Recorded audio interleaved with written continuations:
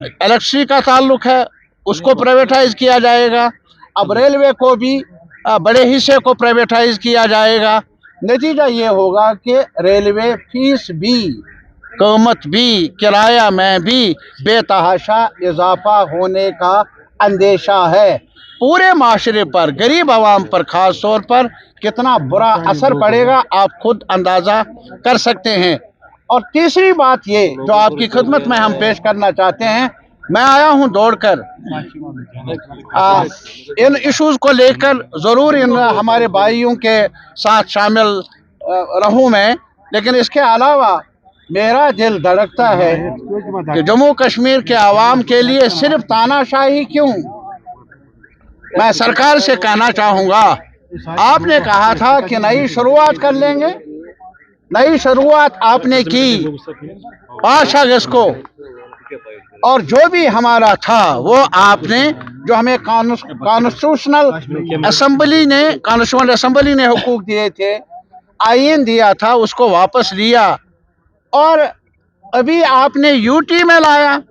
ये आज तक तारीख नहीं है मेरे भाई कि यूटी बने कोई हिस्टोरिक स्टेट, लेकिन अब बनी। वादा किया है पार्लियामेंट के अंदर यूटी को बदल दिया जाएगा, स्टेट को बहाल किया जाएगा।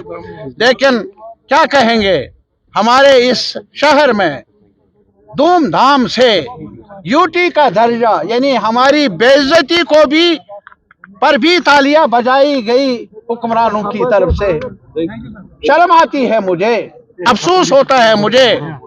जम्मू कश्मीर के आवाम के लिए यही है कि हमारी रुसवाई हो, हमारा ताज उछाला जाए, हमें बेइज्जत किया जाए और हम तालियां बजाएं, हम डांस कर लें। शर्म आनी चाहिए अहले इक़्तिदार को।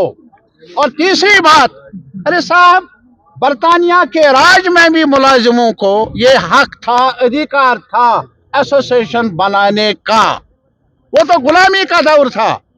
और उसके बाद जब हमारा मुल्क आज़ाद हुआ, कितने ट्रेड यूनियन संगठन है जिसमें CITU शामिल है और जिसमें बीजेपी का BMS भी शामिल है और भी कांग्रेस का संगठन भी है।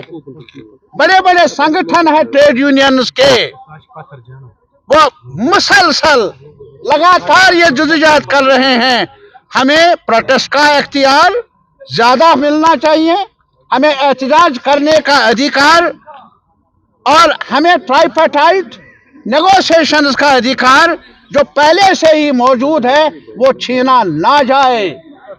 कहीं और कुछ होता है या नहीं, मेरे इस जम्मू कश्मीर के तारीखी रियासत में यूटी बनाने में भी तालियां, और अब हमारे मुलाजिमों को जिनकी वजह से इनके दफ्तर चलते हैं, LG साहब से लेकर चीफ सेक्रेटरी तक, पुलिस तक, सारे दफ्तर चलते हैं महज इस वजह से क्योंकि वहां क्लर्क काम करता है, क्लास 4th वाला काम करता है, डेली वेजर काम करता है।